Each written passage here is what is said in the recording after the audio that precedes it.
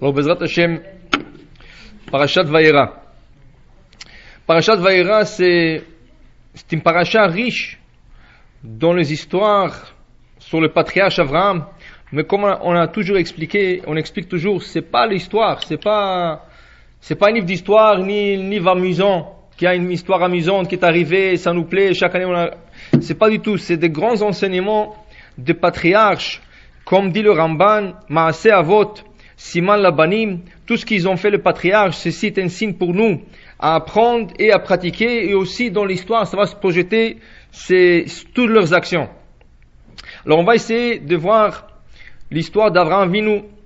On sait qu'il accueille la Achnasat Orchim en accueillant les invités chez lui.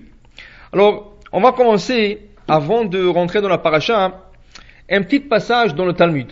Il y a un passage dans le Talmud qui est assez intéressant, mais ça va nous aider aussi à comprendre deux morceaux de cette paracha cette semaine. Le passage est le suivant. Au début, quand le service du temple se faisait, alors il y avait une règle, premier arrivé, premier servi.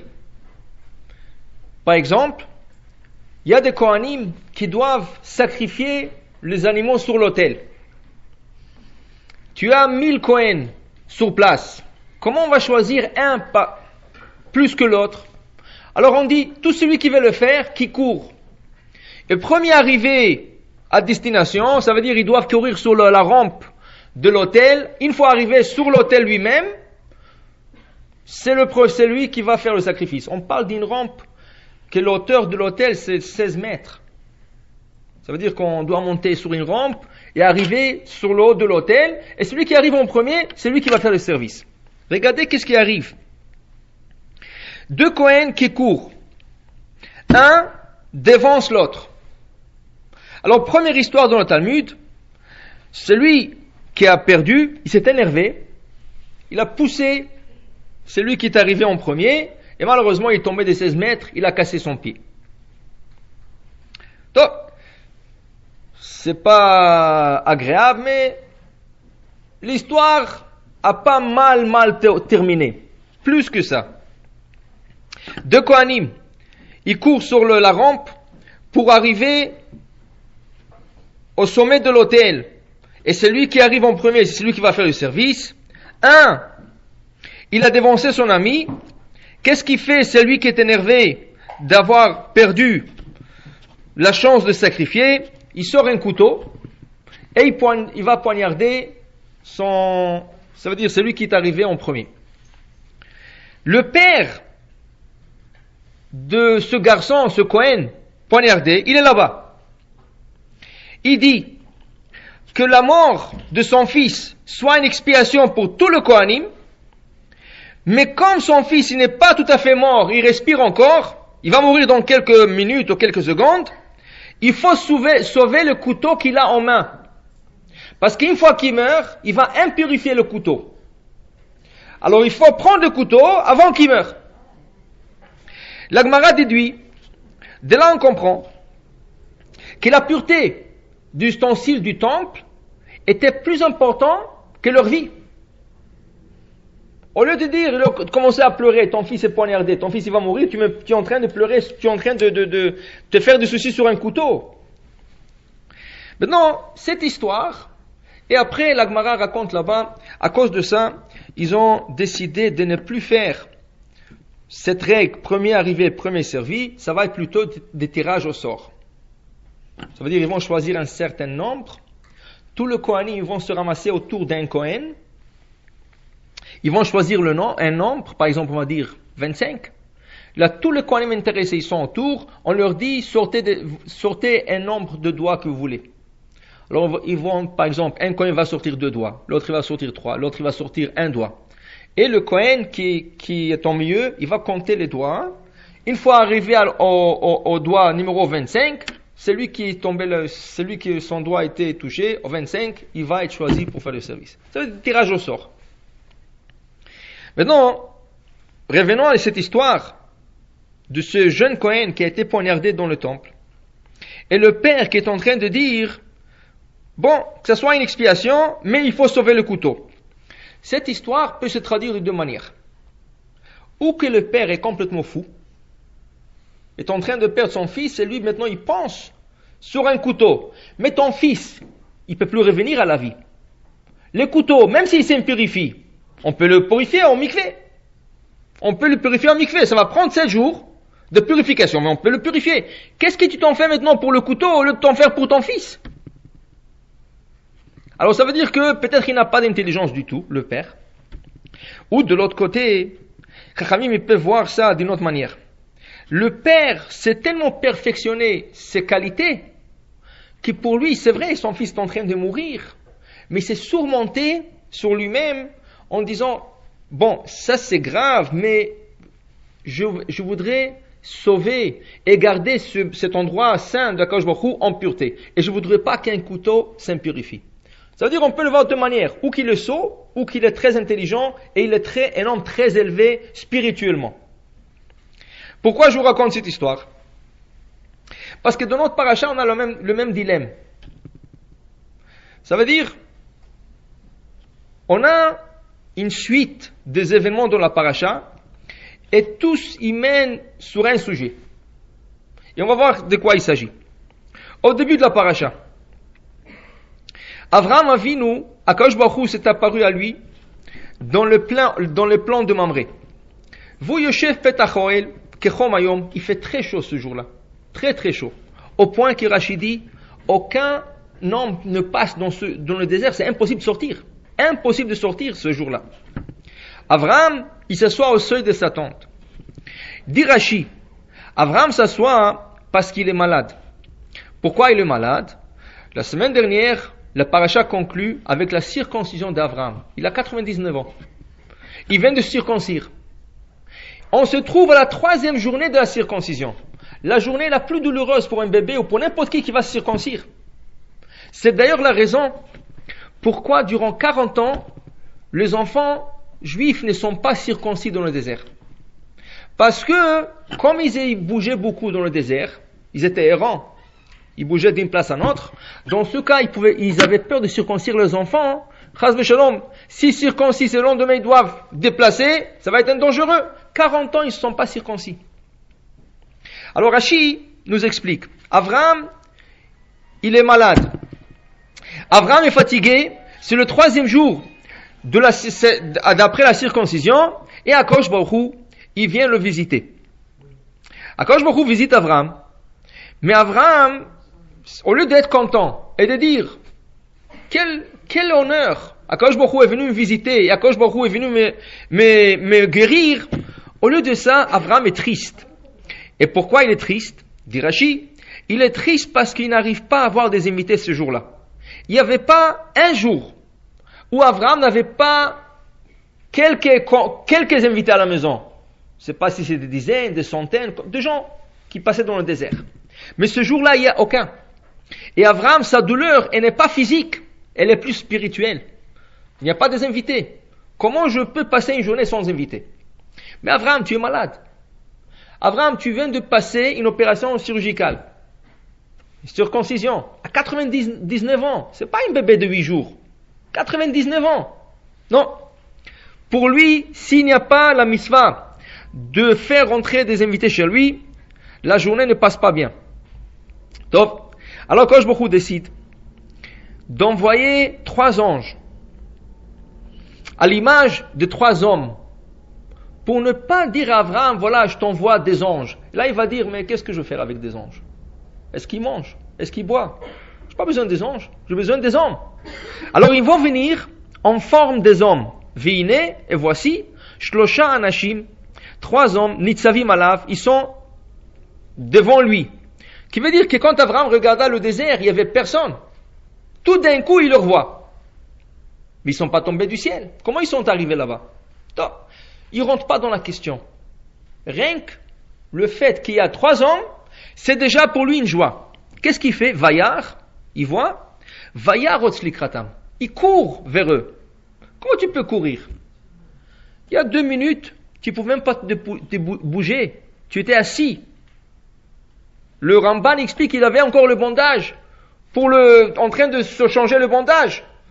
Et Akadosh Baruch Hu vient le visiter. Et tu cours. Bon, lève-toi doucement. Non.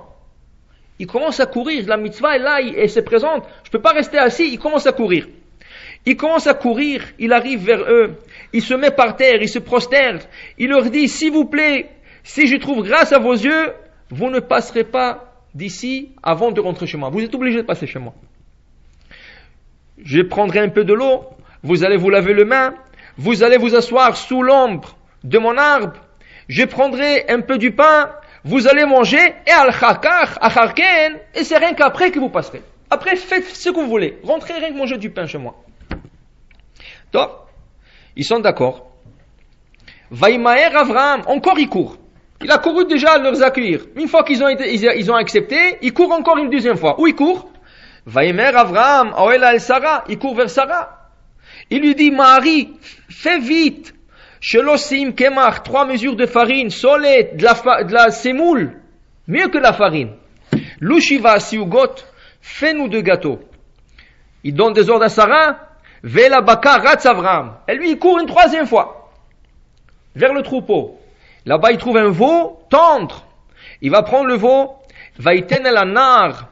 Il donne à son fils, Rachidi Ishmaël, il donne à son fils Ishmaël, il dit, voilà, lui, Avraham l'a égorgé, et il donne à Ishmaël de le préparer, de cuisiner, de rôtir, ou tout ce qu'il veut faire, pour qu'il le prépare pour les invités.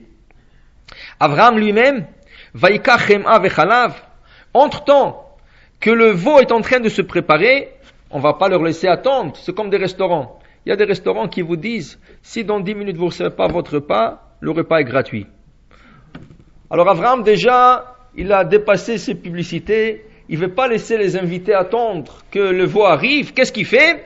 Déjà, il sert le lait et le beurre. Il dit, en attendant, lavez-vous le pied, buvez quelque chose, voilà le lait, voilà le beurre, le temps qu'Ishmaël prépare le veau.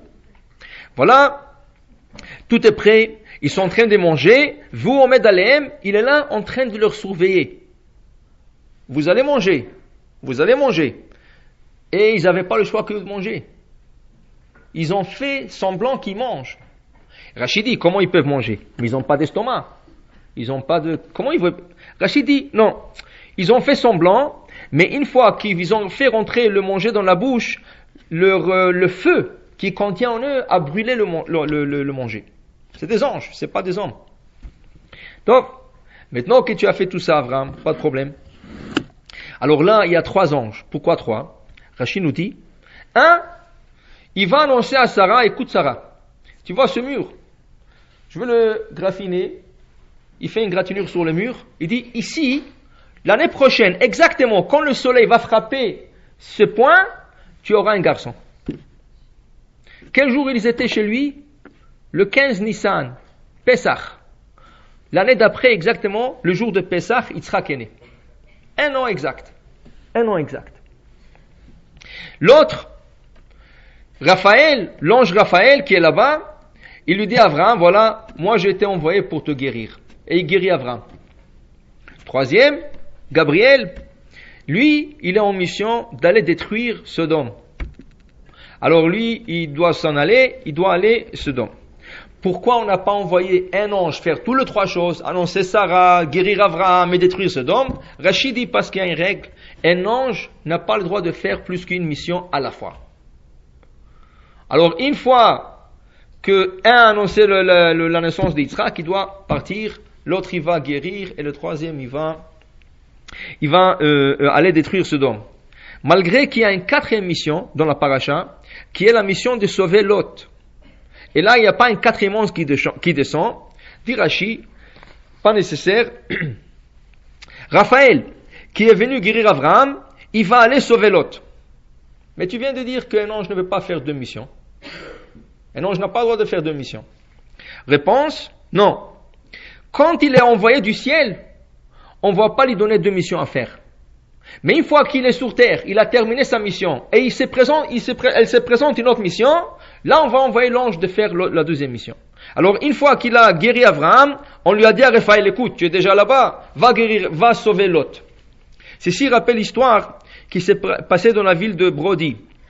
Dans la ville de Brody, il y avait un homme qui était mourant, mais malheureusement, il vient d'avoir un nouveau bébé. Alors la famille a décidé, comme ils étaient Ashkénazes, et les Ashkénazes ne donnent pas un nom à un bébé sur une personne vivante. Tant que la personne est vivante, ils ne donnent pas le nom. Le Sepharad, c'est le contraire. C'est de l'honneur. Si le bébé porte le nom du grand-père ou d'un des grands-parents ou sur un nom qui est, même s'il est vivant. Les Ashkénazes, non. Seulement s'il est décédé. S'il est vivant, on ne donne pas de nom. Alors, comme c'était des Ashkénazes, alors ils ne voulaient pas nommer le bébé sur le nom du père. Mais le père est encore vivant, mais il est mourant. Alors ils ont dit, on va repousser la brite jusqu'à ce que le père décède. Et une fois décédé, on va nommer le bébé sur le nom du père. Le Rav de la ville, qui est tout nouveau, qui vient d'être nommé dans la ville, il a objecté et dit non, on va faire la Brit Mila tout de suite. Il dit pourquoi? Ne demandez pas de questions, on va faire la Brit Mila tout de suite. Le lendemain, ils ont fait la Brit. Quelques heures après, le père a guéri. Tout le monde tout de suite ils ont associé, c'est le Rav qui a dû voir quelque chose, pourquoi il a insisté de faire la Brit avant que le père décède. Alors ils ont demandé au Rav, comment tu savais qu'il va guérir? Le Rav a répondu, vous savez, le père en vérité il était mourant. Et il a dû mourir. Il n'avait même pas du mérite d'assister à la Brit de son fils. Mais, moi je savais une chose. On sait que dans une Brit Mila, il y a un ange qui vient. Eliyahu Hanavi. Eliyahu Hanavi ne peut pas venir pour deux missions, comme la paracha le dit ici. Mais une fois qu'il vient, on peut lui donner un deuxième. Une fois qu'il a fait la première, on peut lui donner un deuxième. Il est venu assister à la Brit de ce petit, alors je fais une beracha que, comme il est venu assister, qu'il guérit le père, et c'est ainsi qu'il s'est passé. Eliyahu Hanavi, il a guéri le père au même moment. Pour dire qu'un ange du ciel, on ne va pas l'envoyer pour deux missions. Mais une fois qu'il est là, on va lui donner peut-être une deuxième mission à faire. Donc, ça c'est l'histoire d'Avraham Avinu. De là, on apprend une chose. On apprend que même si une personne elle a des exemptions d'une mitzvah, il ne faut pas qu'il les cherche. S'il veut vraiment le faire l'Eshem Shamaim, si une personne cherche à faire une mitzvah, même s'il y a une exemption qui se présente, si tu tiens à la mitzvah, il ne faut pas que tu cherches à t'exempter. Avraham, 99 ans, troisième jour de la Brit Mila, il ne peut pas bouger, il est malade, il est exempté. À quoi je lui dis, Avraham, ne fais rien, je vais sortir un soleil comme quoi il n'y aura pas des invités qui passent. C'est à Kajourou qui l'exempte. Et Avraham, il a une douleur spirituelle. Pourquoi je n'ai pas invité? Et quand il vient, il court comme un petit enfant de 15 ans. Quand il ne pouvait pas bouger avant. Je ne cherche pas des exemptions. Je cherche à faire la mitzvah. Celui qui cherche à faire, on lui donne l'occasion de faire. Je vais raconter deux histoires que j'ai vues dans un livre, Tufchaya Biou. Il raconte là-bas sur une femme, veille de Pessah, en train de couper des légumes, sans faire attention, elle a coupé son doigt. Mais c'était très profond. Le docteur lui a mis dans le bondage et tout, ils lui ont dit, madame, avec ça, il n'y a pas de préparation pour Pessah. Donne-le à tes filles, donne-le à tes voisines, mais toi, tu ne peux pas travailler. Elle dit, comment? Je ne vais pas préparer pour Pessah. Est-ce que vous avez jamais vu une femme? Elle peut être aussi loin qu'elle peut être. Mais pour Pessah, tu ne prépares pas pour la fête. Elle a commencé à prier à Akadosh Baruch Hu. Akadosh Baruch Hu, laisse-moi au moins guérir rien que pour la période de la fête. Rien que pour la fête, que je puisse préparer. Après, ça ne me regarde pas. Mais maintenant, rien que laisse-moi guérir. Le lendemain, elle voit que ça lui fait plus mal. Elle enlève le bandage, elle est complètement guérie. Elle n'a rien. Elle a remercié Akadosh Baruch Hu, et elle et ses filles sont mis au travail, préparation pour Pessah, les salades, tout ce qu'on a besoin pour les soupes, le gâteau, tout ce qu'il faut pour Pessah. Elle a remercié toute la fête, elle a remercié Akadosh Baruch Hu. Chol HaMoed, la mi-fête, elle habite Israël, elle descend pour sortir les ordures. Et vous savez, des femmes en Israël, elles ne sont pas si chanceuses pour sortir les ordures parce que dans la chambre des ordures, il y a plein de chats. Des chats. Et les femmes là-bas, elles sont terrifiées des chats. Parce que les chats, elles tombent partout. Cette femme, elle descend. Elle a l'habitude, elle descend avec les sacs d'ordures. Elle rentre dans la chambre, elle a surpris un chat qui était en train d'ouvrir des sacs là-bas. Le chat a sauté sur elle et lui a graffiné toute la main. Pire qu'au début. Et le parti chez le docteur a dit, maintenant il n'y a rien à faire. Il lui a mis le bandage. Mais maintenant elle a dit, pas grave. Je demandais à Kadosh Baruch Hu, moi pour la fête, j'aurais la chance de faire des préparations, il m'a donné la chance, il m'a fait un miracle. Pas besoin de plus que ça. Maintenant il peut retourner au bandage. Pour dire, c'est lui qui veut, et il prie, à Kadosh Baruch Hu lui donne la chance de faire. Une autre histoire que j'ai vue, un homme qui habite la Pologne, on parle de ça à 300 ans, et il a une maladie d'intestin. Ce qui a fait qu'il ne pouvait pas arriver à la prière du matin à temps. Vous savez que la mitzvah de la prière du matin, c'est sûr c'est de la faire, mais pour un homme, c'est pas rien que pour la faire. C'est de la faire en public, en présence de 10 hommes. On appelle ça tfila batzibur, une prière en public.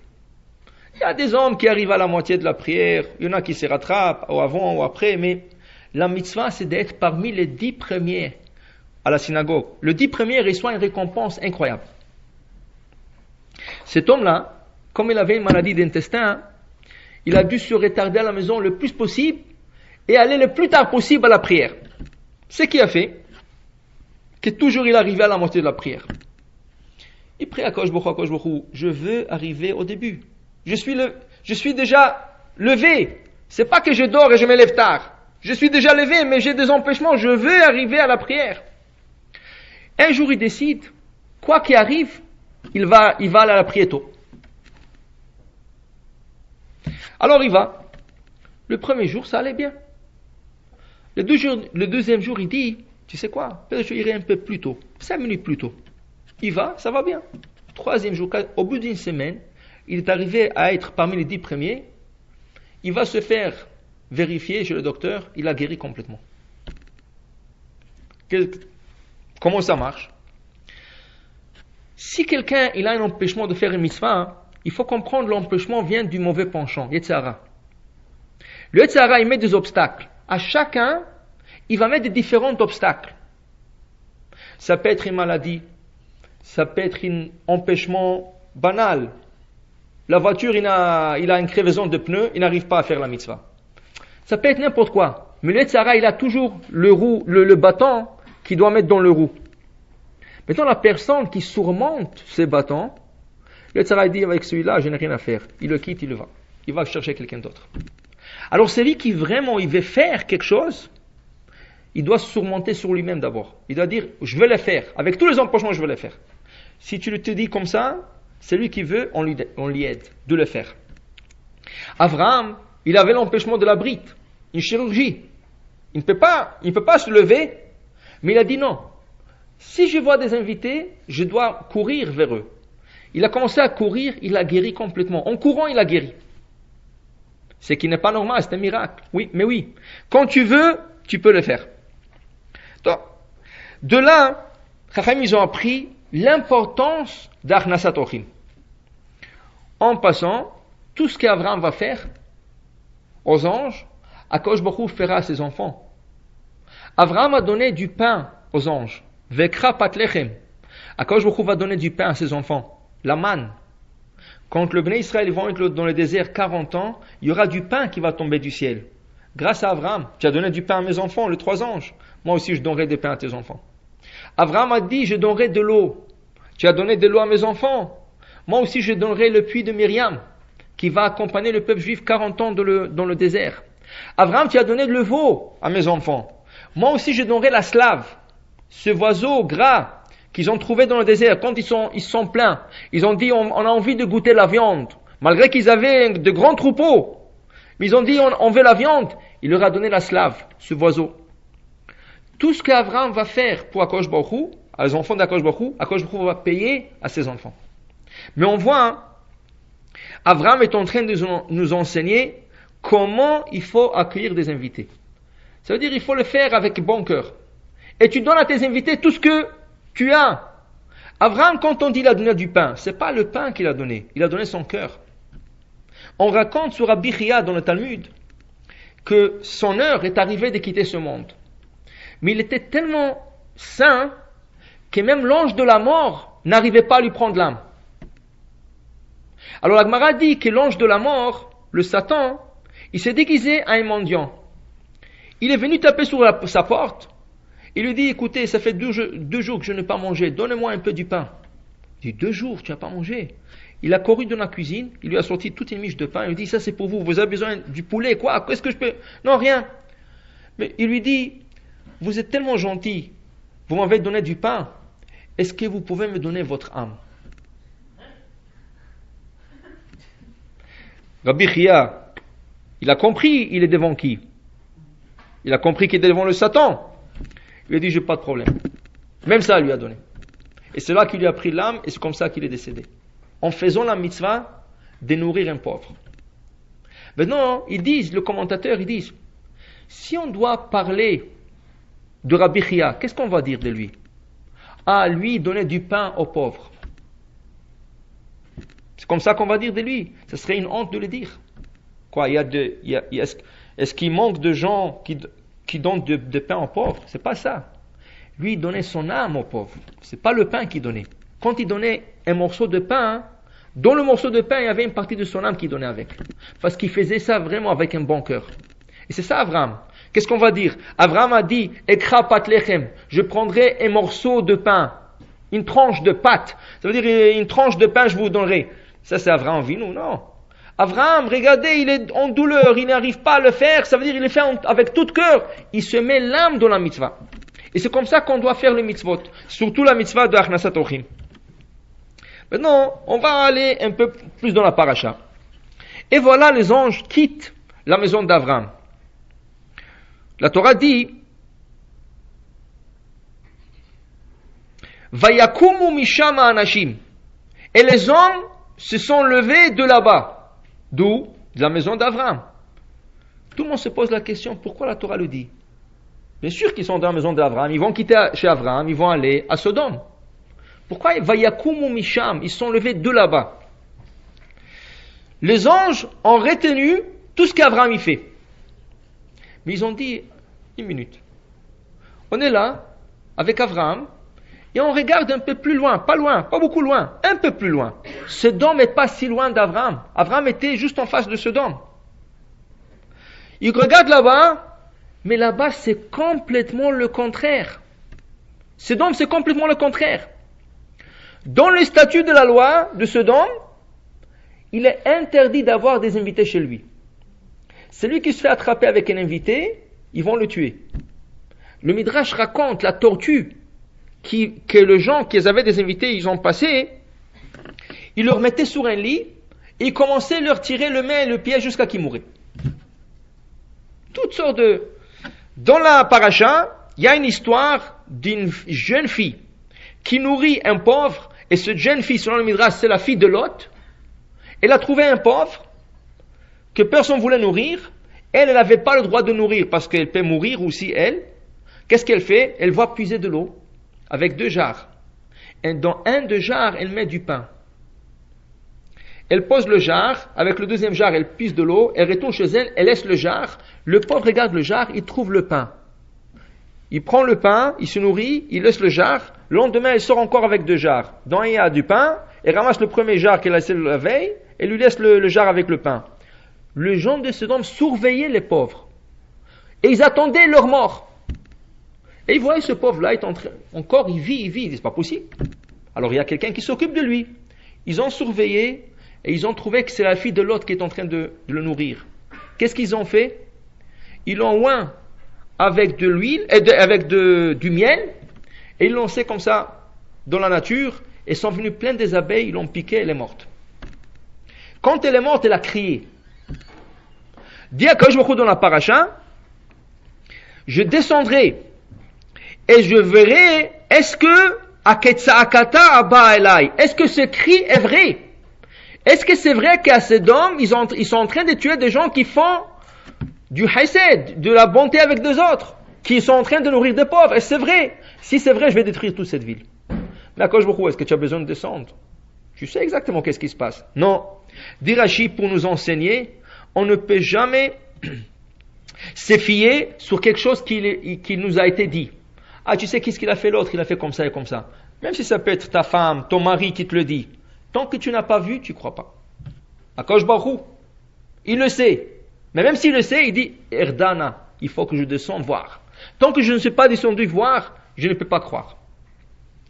Et voilà, c'est vrai, tout ce qui se passe, le gens de Sodome, ils sont en train de tuer des gens pour qu'ils ne rentrent pas chez eux. Le contraire d'Abraham.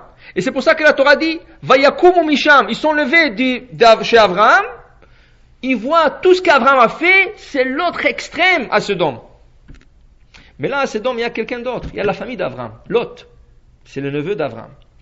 Lot, qui est nommé ce jour-là comme le juge de Sodome, parce qu'il est devenu un homme important, c'est le neveu d'Abraham. Voilà, il est assis au seuil, aux portes de Sodome, et de loin, il voit deux hommes arriver. Ces deux hommes sont Gabriel et Raphaël. Raphaël pour le sauver, Gabriel pour détruire la ville. Lui, il ne sait pas que c'est des anges. Il va trouver que c'est des anges. Il leur dit, s'il vous plaît, vous êtes obligés de passer chez moi. Obligés. Seulement, faites un petit détour, faites comme si vous faites un petit tour, et vous rentrez par la porte en arrière de la maison. Ne rentrez pas par la porte de devant, la porte en arrière. Pourquoi? Parce que je n'ai pas le droit de vous accueillir. Si je me fais attraper, ils vont me tuer. Alors, vous rentrez par la porte en arrière. Ils ont dit non. Barechov Nalin, on dort dans la rue, on n'a pas peur. Il dit non, non, non. S'il vous plaît, vous êtes obligés. Il leur supplie, jusqu'à qu'ils étaient d'accord de rentrer chez lui à la maison. Maintenant, comprenez une chose. Ça, c'est un risque de vie. Ils vont le tuer. Mais il est en train de le faire. La seule exigence, s'il vous plaît, vous ne lavez pas le pied. Pourquoi? Dit Rashi. Il a peur de se faire attraper. Et s'ils vont lui dire, mais ça fait 2-3 jours que ceux-là, ils sont chez toi, tu nous as rien dit? Il va leur montrer leurs pieds qui sont sales encore avec le sable de la route. Non, il vient d'arriver. Ça veut dire, il le fait, mais il a peur de ce qui est en train, mais il veut le faire. Mais ça, c'est un risque de vie. Donc, ça n'a pas pris longtemps, et toute la ville a su que l'autre, il a des invités. Ils viennent tous, sans exception, dit Rashi. Même pas un qui a objecté l'idée de frapper sur la porte de l'autre et exiger qu'il sorte ses hommes pour leur tuer. Et l'autre, il ouvre la porte, il ferme la porte derrière lui, il leur dit, écoutez, ils sont venus chez moi, laissez-leur tranquille, j'ai 2 filles, elles sont vierges. Je sors les 2 filles, faites ce que vous voulez avec, mais ne touchez pas mes invités. Alors ils ont accepté, oui, tu peux sortir tes filles, mais eux, on va leur tuer quand même. Là, les anges lui disent à l'autre, rien à faire. Ils l'ont tiré dedans, ils ont fermé la porte, et là, ils ont sorti une lumière de la maison, et tous, ils étaient aveuglés par la lumière. Ils ne pouvaient pas supporter la lumière. Ils ne trouvaient même pas la porte. Ils n'arrivaient même pas à trouver la porte. Et là, il lui dit à l'autre, alors, qu'est-ce que tu as à dire? Est-ce que tu peux leur défendre? Parce que l'autre a essayé de défendre. Non, écoutez, c'était l'incident, c'est par le hasard, parce que vous êtes des étrangers. Ils disent, rien à faire. Rien à faire. On doit détruire cette ville. Alors maintenant, tu vas parler à toute ta famille. Si tu as des filles mariées, si tu as de beaux-fils, de belles-filles, n'importe qui est dans la ville que tu veux sauver, dis-leur c'est le moment. Ce soir, vous quittez. Le lendemain matin, dès que le soleil se lève, la ville est détruite. Alors ce soir, vous quittez. Et l'autre a essayé, rien à faire. Il est parti parler à ses beaux-fils. Ils sont moqués de lui. Tu crois qu'Akadosh Baruch Hu va détruire Sodome? Tu sais qu'est-ce que c'est Sodome? Sodome, c'était une grande ville. Elle a beaucoup de pouvoir, beaucoup d'argent, beaucoup de tout ce que tu veux. C'est impossible que ça va arriver. Il n'a pas le choix que de quitter avec sa femme, avec ses 2 filles. Et même ça, les anges l'avertissent. Ils lui disent, fais attention, quand tu te sauves de la ville, vous n'avez pas le droit de vous tourner et voir comment la ville est détruite, parce que vous n'avez pas de mérite plus que ça. Vous savez pourquoi? Vous êtes sauvé grâce à Abraham. Tu as la chance, tu es le neveu d'Abraham. Tu n'as aucun mérite. Il n'y a pas de mérite pour toi d'être sauvé. C'est grâce à Abraham. On vient de venir chez Abraham. Comme tu es son neveu, tu vas être sauvé. Puisque c'est le cas, tu n'as pas le droit de regarder en arrière. Tu n'as pas le droit de voir comment ils vont mourir et toi tu vas être sauvé. Tu n'as pas ce mérite. La femme qui ne pouvait pas prendre le fait qu'elle doit quitter ses 2 filles qui sont mariées dans la ville et ils ne veulent pas quitter, En sortant, elle a regardé en arrière quand la ville est en train de se faire détruire. Elle a tourné en monument de sel. Top. Ça, c'est la deuxième histoire dans la paracha. Et encore, on doit se poser, ça c'est une plus grande question maintenant. Alors, qui est plus grand? Lot ou Abraham? Apparemment, Abraham, qu'est-ce qu'il a fait? Il a vu des invités. Bon, il a de la douleur, il n'arrive pas à se lever. Il se surmonte sur lui-même, sur cette douleur, et il va chercher des invités. Très bien, très bien. Mais Lot, il se donne la vie. Lot, il se donne la vie. Il a pris un risque de vie. Ça veut dire que s'ils s'attrapent, ils vont le tuer. Il ne peut rien faire. Mais il a quand même insisté. Eux, ils ont dit, on va dormir dans la rue. Et lui, il a insisté, non, vous rentrez chez moi. Alors pourquoi on lui dit, les anges lui disent, ne tourne pas en arrière, parce que tu n'as aucun mérite. Tu ne mérites pas d'être sauvé. En vérité, tu dois mourir comme eux.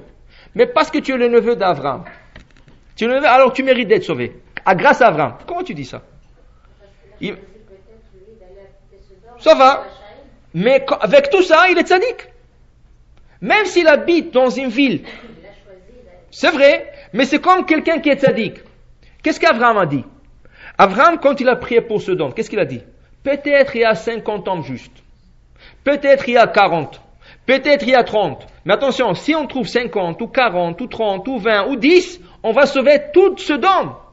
Parce que pour 10 personnes, ça mérite de sauver toute une ville. Ça veut dire que si l'autre est tzaddik, il ne peut pas sauver toute la ville, mais il peut sauver au moins soi-même. Et non, on lui dit non, tu n'as pas de mérite. Pourquoi? Il a quand même fait plus qu'Abraham. Abraham il ne s'est pas risqué la vie. Abraham a surmonté ses douleurs, mais lui, il a risqué la vie. On dit tu n'as pas de mérite. Pourquoi? Alors en vérité, il faut voir que Lot, c'est comme ça que Khamim, ça veut dire nous on ne peut pas interpréter la manière qu'on veut la Torah. Ça prend de grandes jumelles. Par nos sages, eux, ils pénétraient, c'est comme des rayons X. Ils pénétraient l'histoire. Nous, tout ce qu'on voit, c'est superficiel. Qu'est-ce qu'on peut voir, nous? Nous, tout ce qu'on peut voir, c'est, si on nous demande, on aurait dit l'autre, c'est plus grand. Mais quand ils disent non, pas du tout. Pas du tout. Mais comment ils ont pu tirer cette leçon? Alors regardez, quand les anges sont venus chez Abraham, qu'est-ce qu'il a fait Abraham? Il a commencé à courir vers les anges.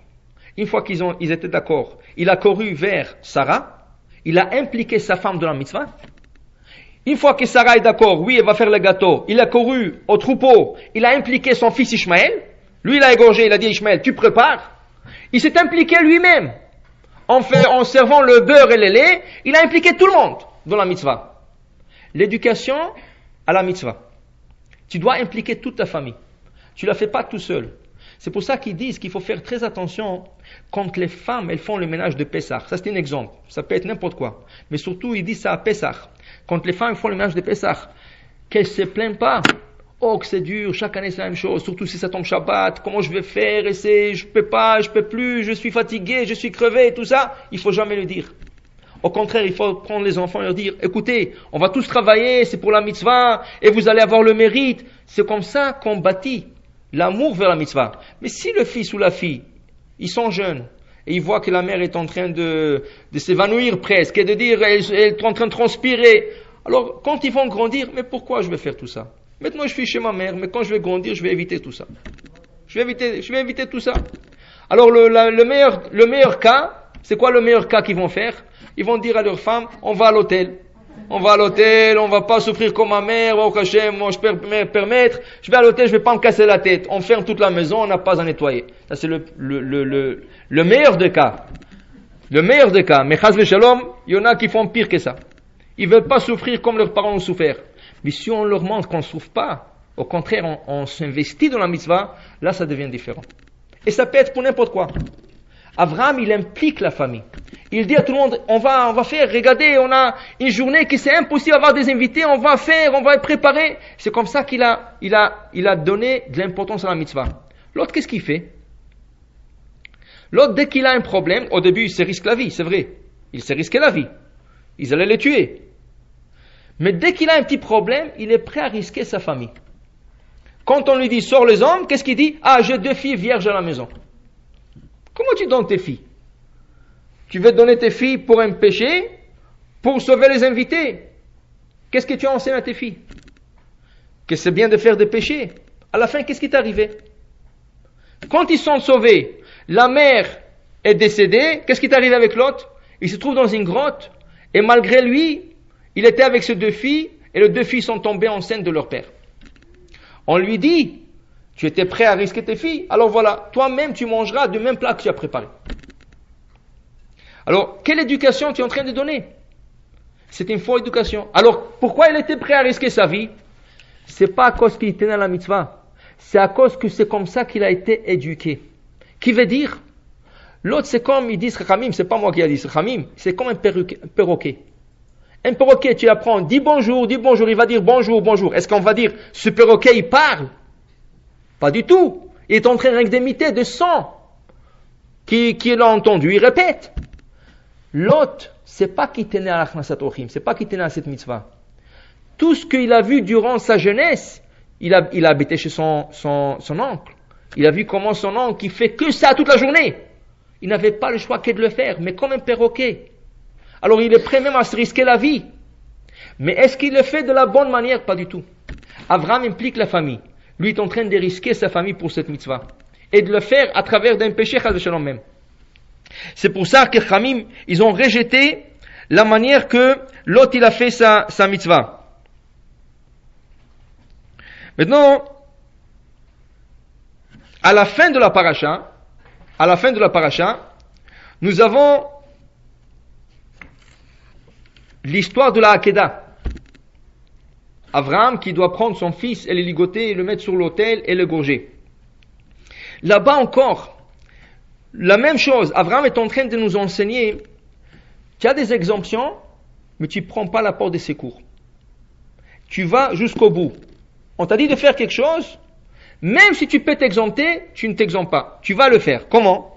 Abraham, Akadosh Baruch Hu lui dit, tu prends ton fils unique, que tu aimes, Yitzhak, et tu vas le faire monter sur une des montagnes que je te montrerai. Quelle montagne? Ne lui dis pas. Rien que va. Tu avances et je te dirai. 3 jours plus tard, il trouve une montagne, et il voit que sur la montagne, il y a comme un nuage attaché.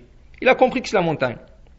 Il prend son fils, et son fils lui dit, papa, où est-ce qu'on va? Il dit, pour faire un sacrifice. Il dit, mais non, pour un sacrifice, il faut un mouton. Il dit, oui, mais Hachem va nous montrer le mouton. S'il y aura un mouton, ça va, sinon c'est toi le mouton. Là, Yitzhak, quel âge il a? 37. Il a 37 ans. C'est pas un petit enfant. Tu lui dis une chose comme ça. Aujourd'hui, si un père dirait à son fils, malheureux père. Mais Yitzhak, il va ilchou shneim yardav. Ils vont ensemble avec la même idée. S'il y a un mouton, ça va. S'il n'y a pas un mouton, Yitzhak, c'est le mouton. Pourquoi on appelle cette histoire Akedat Yitzhak? Le ligotement d'Yitzhak. On doit dire Akedat Avraham. C'est Avraham qui a fait l'action. C'est Avraham qui va égorger son fils. C'est pas son fils qui va se faire égorger, qui s'égorger lui-même. Pourquoi on associe cette histoire à Yitzhak? Akedat Yitzhak.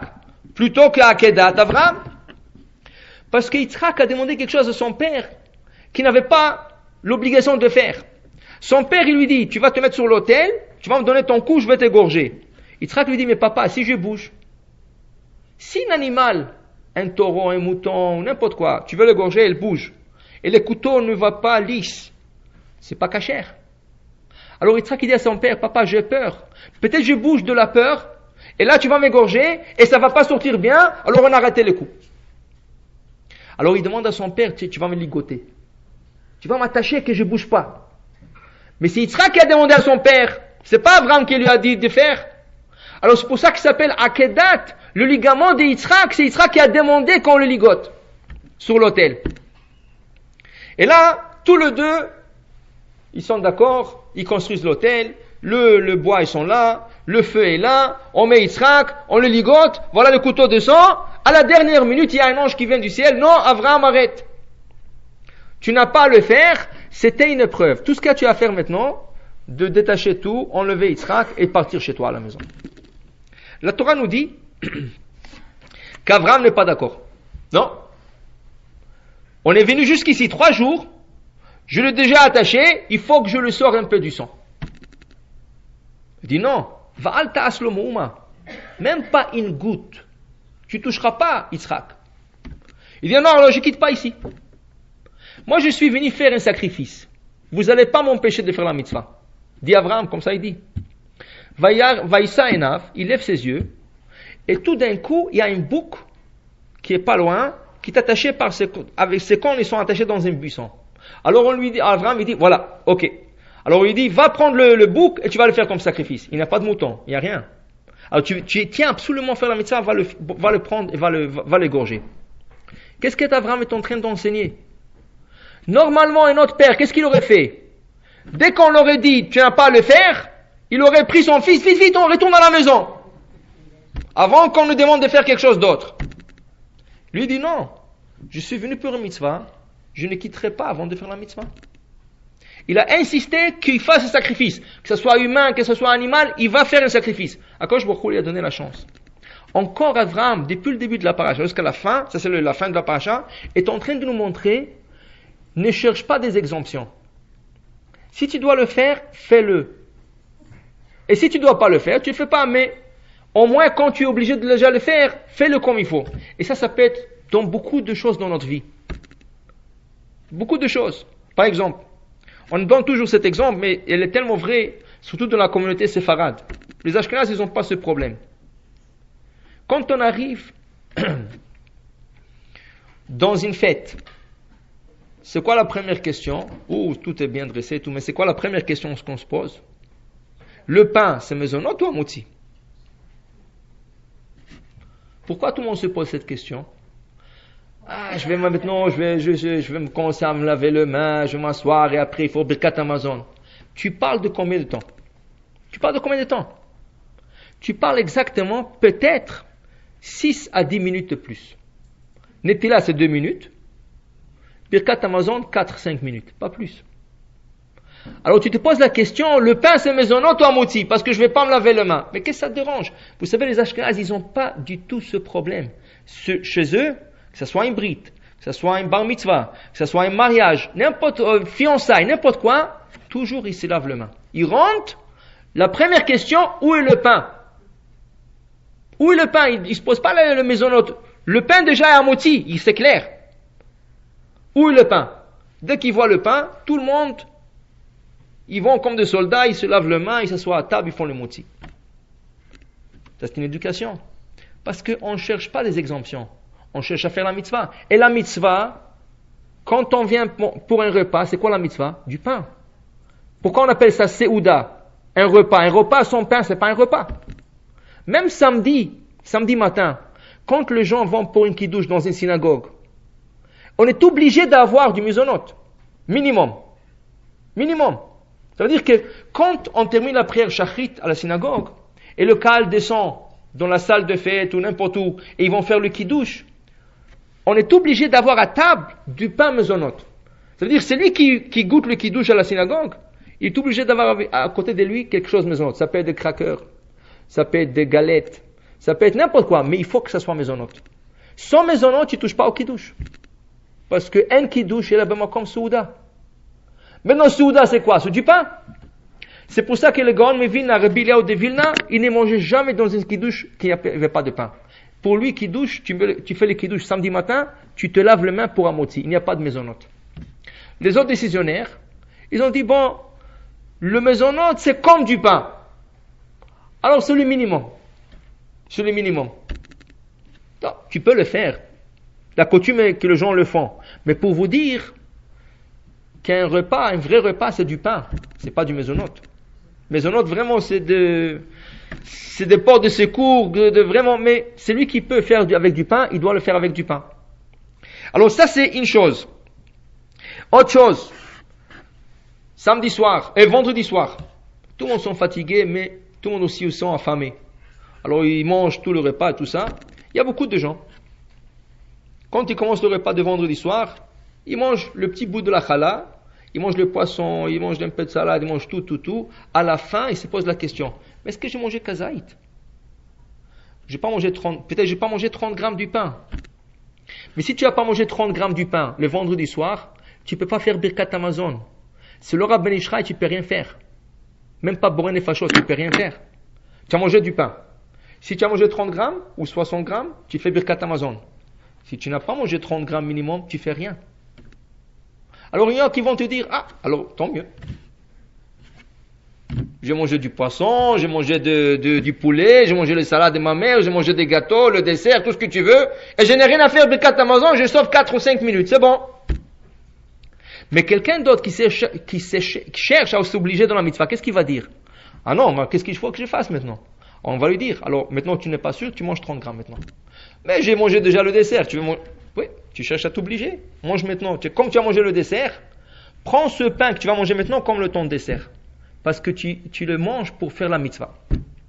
Alors pour ne pas arriver à ça, la première chose, le vendredi soir, avant de commencer le repas de Shabbat, mangez le premier 30 grammes du pain. C'est rien qu'après, si vous avez la force de manger le poisson et le poulet, vous le mangez. Si vous n'avez pas la force, au moins vous avez fait la souda de Shabbat. La souda de Shabbat sans pain, c'est pas une souda. Mais les gens veulent tout goûter sauf l'essentiel. Et après, ils s'exemptent, c'est pas grave. On m'a dit que je suis pas obligé. Oui, tu n'es pas obligé. Si tu demandes la question, tu n'es pas obligé. Si tu n'as pas mangé 30 grammes, tu fais pas Birkat Amazon, tu fais aucune bracha. Mais tu cherches des exemptions. Et Abraham vient est en train de nous enseigner, non. Qu'est-ce que je peux faire pour Akadosh Baruch Hu? Comment je peux m'obliger à faire une mitzvah? Pas me sauver. Comme ils disent en hébreu en Israël. Ve'achalta, ve'savata, ou berachta, ve'lo ve'barachta. Tu mangeras, tu traceras et tu ne sauveras pas, tu vas bénir, tu vas t'asseoir bénir, pas te sauver. Là, c'est des petits exemples, mais on peut avoir plein d'exemples comme ça. Toujours on cherche, est-ce que je suis obligé de le faire ou non? Mais au lieu de chercher ça, Abraham est en train de dire non, je cherche à m'obliger de faire. Comment je peux faire une mitzvah? Comment je peux faire une mitzvah? Vous savez que le Maïmonide, il dit, dans son commentaire sur le Mishnayot, le Maïmonide, il dit, ça prend une mitzvah pour arriver au Olam Haba. Pas plus. Pourquoi quand je me crois donner 613 mitzvot? Et au Goïm, il a donné que 7. S'il nous aime, il nous dit toujours dans le prophète, je vous aime, vous êtes mes enfants, vous êtes les seuls enfants. Alors qu'est-ce que tu es parti chercher 613 mitzvot? Au Goïm, tu as donné 7, il fallait changer? Dans leur 613, laisse-nous avec 7. Dis-le, mamie, non, c'est pas comme ça qu'il faut voir les choses. Il nous a donné 613. Parce que parmi les 613, il se peut que tu fais une, qu'avec elle, c'est le billet gagnant dans la mappa. Tandis que si tu as 7, tu as moins de chance. Avec 613, tu as plus de billets. Alors tu peux avoir une mitzvah. Et ça prend pas les 613, ça prend une seule mitzvah pour arriver au Lamaba. Et tu sais jamais comment cette mitzvah peut se présenter. Tu sais jamais. Tu as fait de la mitzvah, tzedaka avec un pauvre, tu as fait gminut chesed, tu peux jamais savoir. Alors, c'est pour notre bien. Alors, c'est ça qu'Abraham est en train de nous enseigner. Et regardez, tout ça, toute la paracha qui parle de chesed, le achnasat ochim, s'obliger dans le mitzvot, conclut avec une haftara, avec un passage de prophète, une femme, que voilà, elle voit qu'il y a un homme qui vient dans leur ville, et c'est un étranger, mais elle dit à son mari, écoute, je vois cet homme, il doit être un saint. Je le vois qu'il est saint. La Gemara dit, de là on voit que la femme, elle a l'œil plus aiguisé sur ses invités, elle peut savoir plus sur l'homme que son homme à elle. Et là elle a dit, je crois qu'il est un homme saint. Elle lui a demandé, écoutez, chaque fois que vous passez ici dans la ville, vous passez chez nous à la maison. Elle a demandé à son mari que le deuxième étage de leur maison lui soit donné au complet.